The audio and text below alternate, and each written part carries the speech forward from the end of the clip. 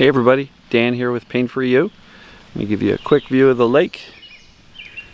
It's a gorgeous Saturday morning here, and I kind of have to face this way, so you're not going to look at the lake the whole time, because if I turn around, sunlight's behind me and all you see is a silhouette of me.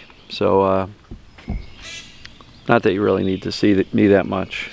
Anyway, today's topic is going to be about how we can use the reticular activating system, and I'll explain what that is in a minute, to help with self-sabotage, right? And I've had the past couple of days a couple of questions on self-sabotage, and one particularly said, how can we use the RAS, reticular activating system, to help with self-sabotage? So that's why I'm doing this video today.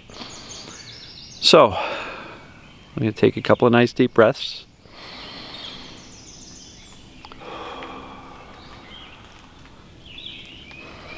Going to breathe in the sunshine. Exhale the indoors. It's going to get up to 90 degrees today. So I'm going to try to get some fishing done in the morning so I can get out of the sun when it's at its hottest later.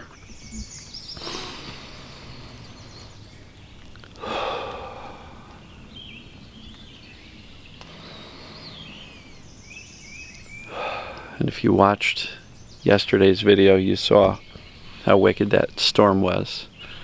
Felt like the lightning was like right out here on the water. It was kind of cool. Alright, so today's topic is about self-sabotage and this thing called the reticular activating system.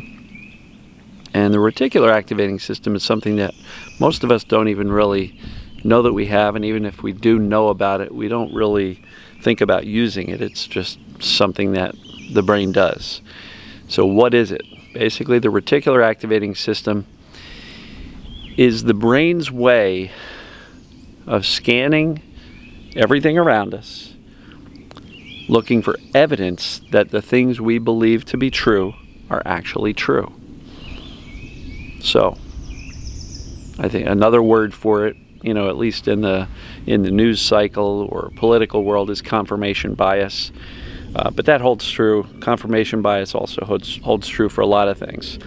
But the reticular activating system, if you feed into it a belief that says, I can't control my eating, or I can't stop my negative thinking, and that's the belief system you're feeding into the reticular activating system. The reticular activating system scans all day long, looking for proof that the things you believe are true.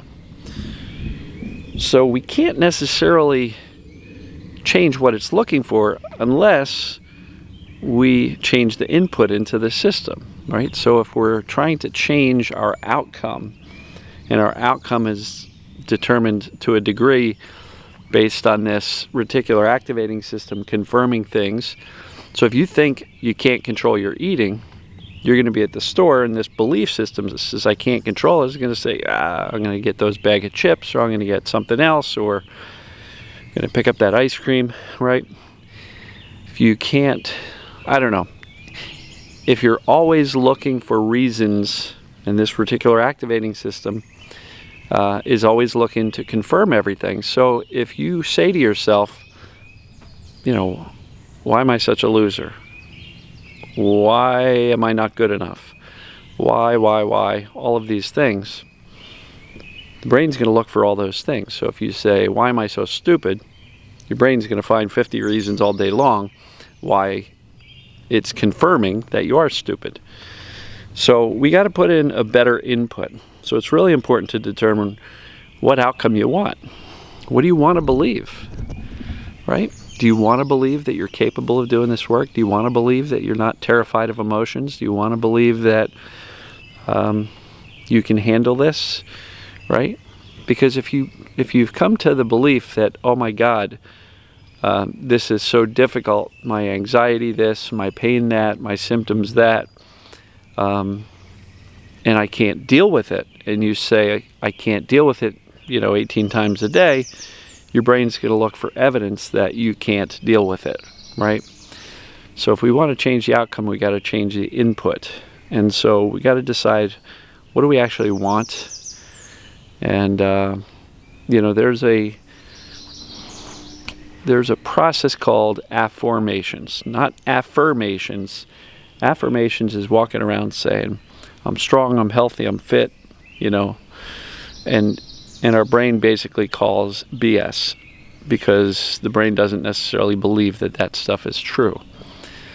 So I know I tried affirmations a lot growing up. I'm going to be rich, I'm going to be this, I'm going to be that. And with the brain saying, no you're not. I call BS, right? So then you stop doing the affirmations. I mean, I've heard that you're supposed to do it long enough and repeat it often enough so that it sticks, but it's not, in my opinion, it's not sustainable, because with that bullshit meter going off in your head, no you're not, no you're not, you're lying to yourself, we just stop doing the affirmations long before the brain actually believes them.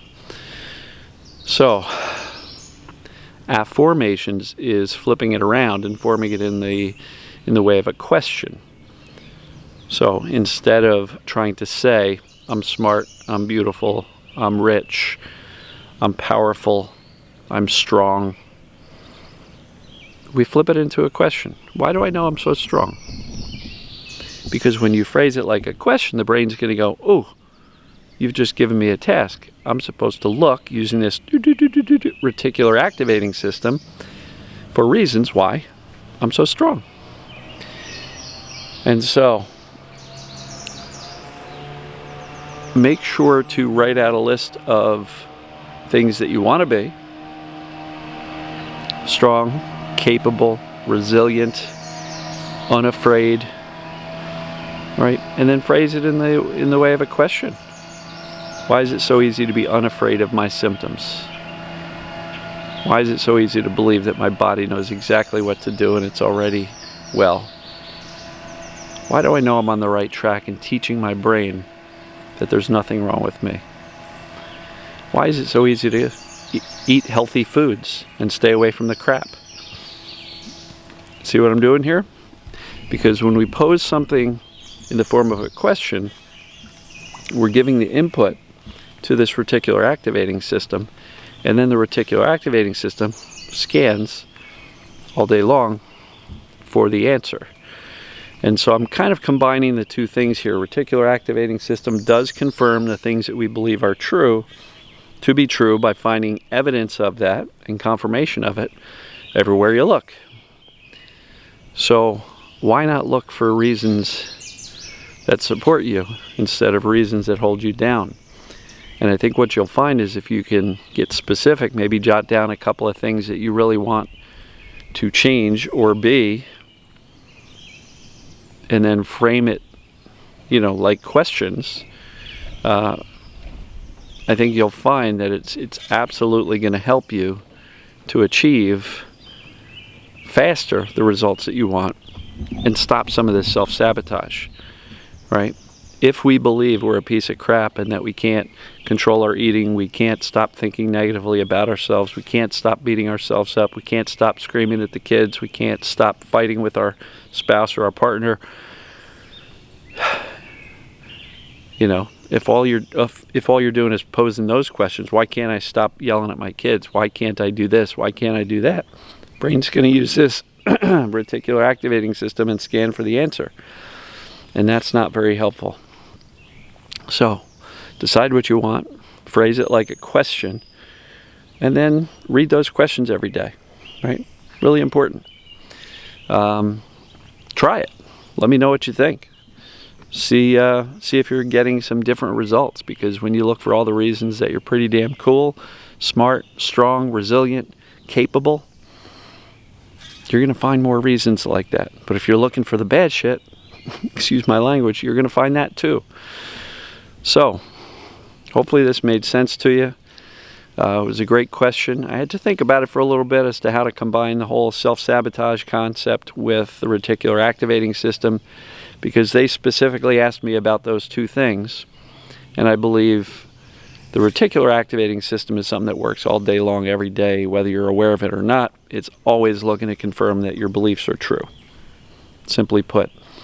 So if we know that that's the case, why don't we proactively decide what we're inputting into that system, what beliefs we want. And I think this framing things as questions is a really good way to feed in something that you want to believe, because then the activating system will find evidence of it.